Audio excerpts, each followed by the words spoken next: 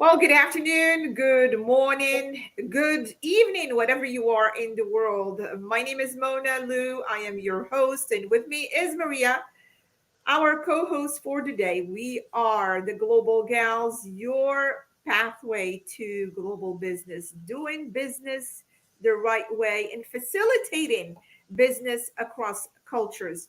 Today, we have another theme.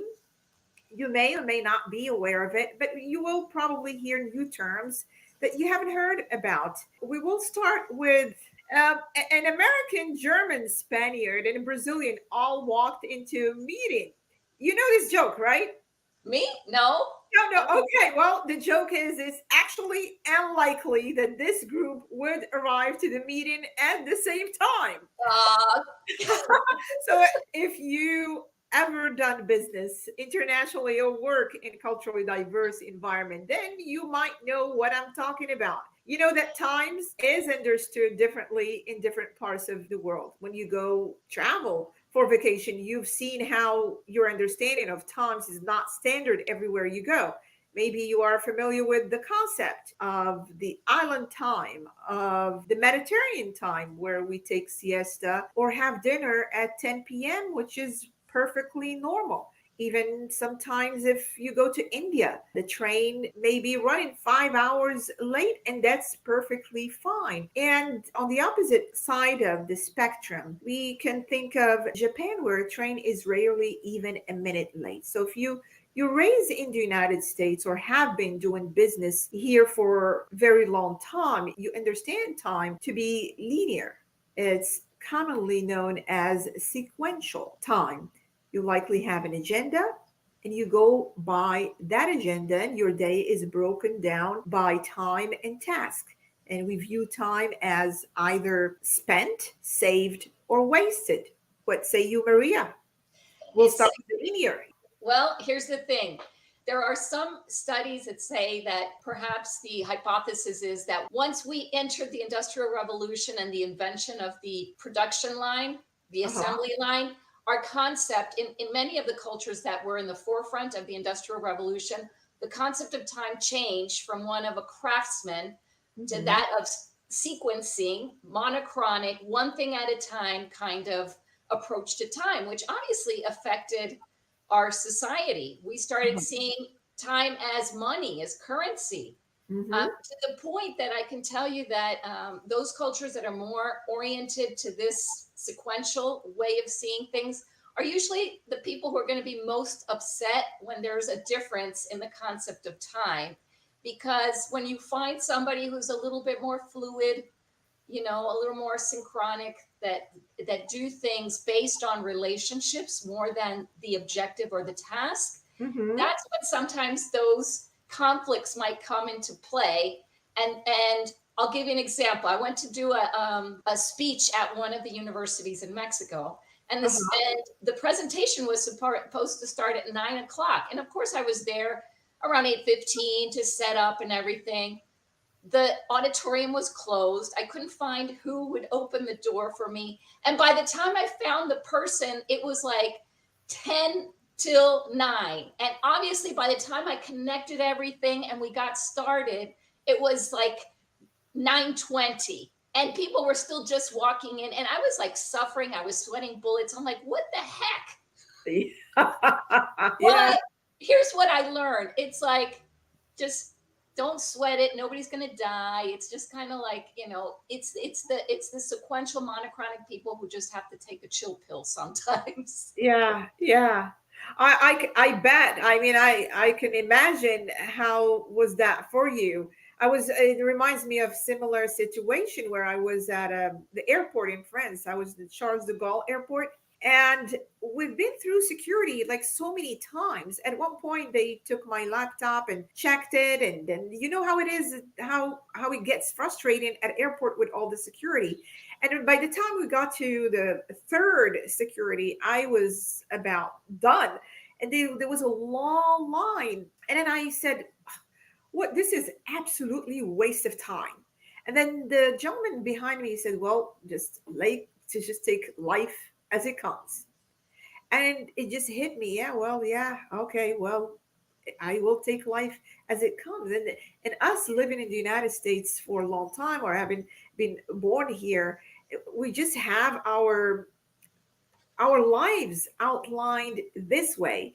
I mean, sometimes even our relaxation days off is viewed and scheduled that way too. Like for example, Saturday, okay, you got to clean the kitchen or garage or whatever bedroom, take the kids to sports, grocery shopping, catch up with bills, make phone calls to family. Each of them is has or assigned a certain time. Obviously, we may not stick to it exactly as things pop up, but basically, this is how we view and understand relation with time. And we just have to know that it is not the same way in other places. Um, I mean, it sometimes can cause complication if you are accustomed to this way of life and to this perception to time, and then you go somewhere else and they operate differently. There will be complications. So go ahead, Maria. well, I was just going to say, I think a lot of it hinges on the fact that most of the time you find the cultures that are a little bit more fluid, so Uh to huh. speak, tend to give more importance or priority to relationships. So, for Yeah. example, say you are in your office and about to walk out because you want to go make it to the, I don't know, to one of a class that you want to take, Uh huh. and a colleague comes in. If you're a little bit more fluid and your colleague comes in and says, listen, I hate to bother you, but I just have this one question I have. Yeah. A lot of times a person who is more relationship oriented will sacrifice making it to the class on time in order to give the real person who has come in with a question the Yeah. time of day. A person who is more fixed in their time will say, I'll help you tomorrow, I'm on my way out, I have to make it to this class. Mm-hmm. So that's where you see the difference, like how open you are to switch things around, Yeah. what you give priority to, the person and the relationship, or the order and the sequence in which things have to be done. Do you divide your time between personal time and professional time and make a strict line?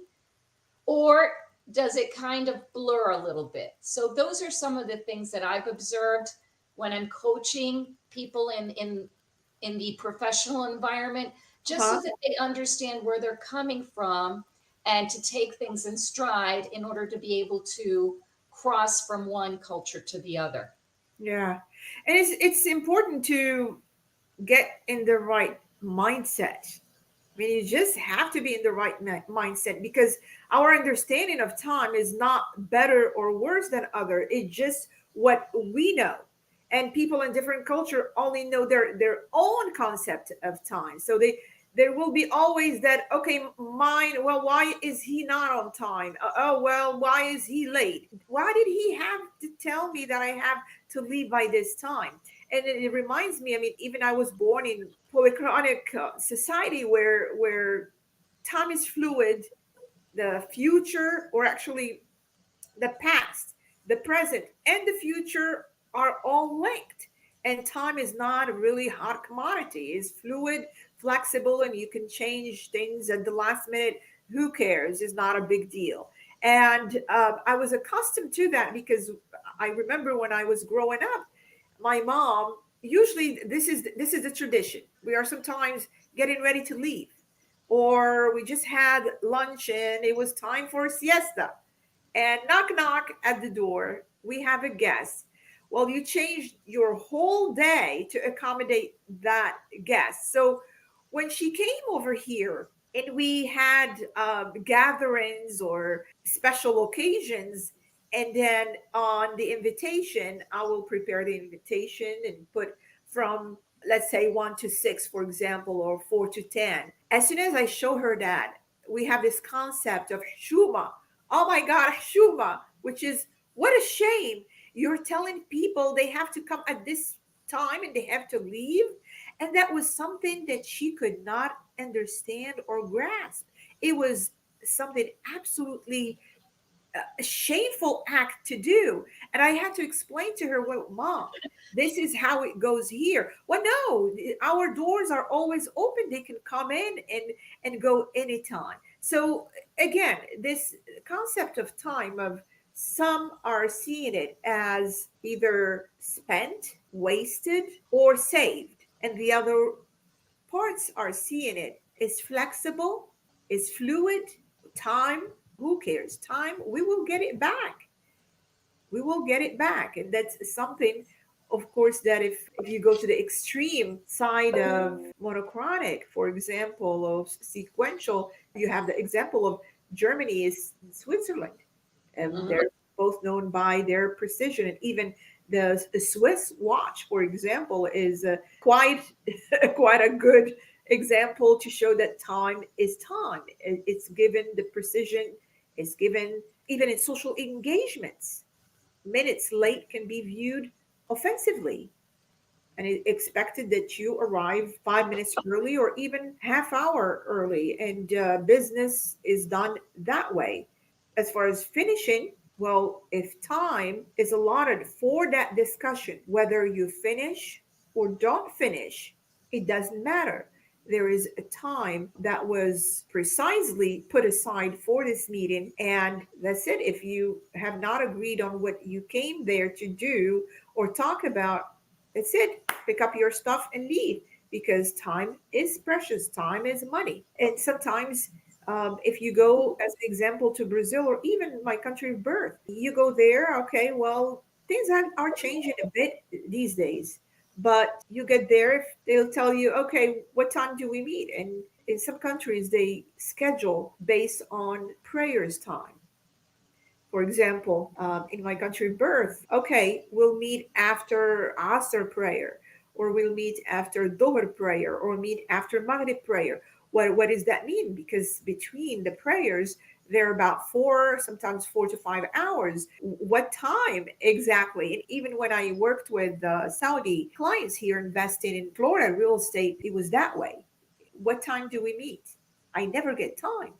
I get, we'll meet after the prayer time. Well, at first it was frustrating to me because I'm now programmed to a certain way of doing things. And then after a few meetings with different clients, and I saw the pattern pretty much is the same. And then they tell you, okay, I am coming. And I used to make phone calls. Okay, well, I be leaving at this time, just to let you know that my arrival will be at this time. Well, yeah, we'll see you, but you never get precise time. And then after a while, I said, okay, I'm not going to let this bother me. I am just going to take my laptop, take some whatever task I have to do or complete, and just sit, relax, do my work until we get there. I had gotten to accustom myself and my habit to put a long period of time just in case we don't finish on time, because you know how it goes. We meet and then we talk about so many other stuff before we get to business. And sometimes we'll sit there for hours talking about what we were there meant to do. And then we'll sit there until we finish. It doesn't matter how long. It can be 4 hours, it can be longer than that. Mhm. Times you just cannot tell your client, hey, I gotta go. I don't have the whole day to do this. The mindset has to be shifted to new attitude and new view of time. I agree. It's just a matter of understanding what the priority is. I had a case where a Mexican company bought a Canadian company and they were working, the two teams were working together. Now, there was a time difference, but one of the things, now looking at it from the point of view of the Mexicans who were more fluid, they Hmm. would be annoyed because they felt that the Canadians were too rigid with their concept of time. Yeah. So they'd be like, we want to be able to solve something and see it to the end, but our Canadian colleagues are like, sorry, I got to go pick up my kids. Sorry, I can't do this. Whereas they found that it was like a lack of solidarity, a lack of commitment to just kind of like be so strict, so Uh-huh. sequential about their time, whereas they felt that they were more generous, that they said, okay, you just have to take one for the team and stay on a little longer and help out and do this and do that. But again, it's a different thing, the different idea for maybe for people who are more fluid in their concept of time, more relationship oriented. There's things that are more important than time. And people who are more task oriented see time as money. So if you are going to reach your hand into my pocket and take this without my consent, that's not cool. You need to consider that I also have a right to determine where my patrimony, where my wealth, because Mhm. time is part of my wealth, Yeah. where I want to invest it. Whereas more fluid cultures will say time is an abstract. And there's a saying that says there's more time than life. That's a famous Mhm. saying that I learned in Mexico. There's more time than life. So don't even try to beat it. So again, very different, like you said, very different mindsets. The idea there is to understand where you're going, who you're working with, and be able to cross that bridge so that you're not angered if somebody doesn't have your same priority. I think that's the secret to cross-cultural success is if you can understand the why behind certain behaviors, half of the battle will be won because just Yeah. understanding it will make it so much easier to be able to compromise or adjust. What do you think? Well, absolutely, absolutely. And sometimes either party will say, "Okay, well, you got to relax," and the other one will say, "You got to get serious about this." And so where's the medium? I was listening to a doctor, brain doctor, the other day, and he was talking about how we are programmed up to age 35. We are just throughout the stage, from the time we're born to 35, we are programmed into a certain cultures where we view things a certain way.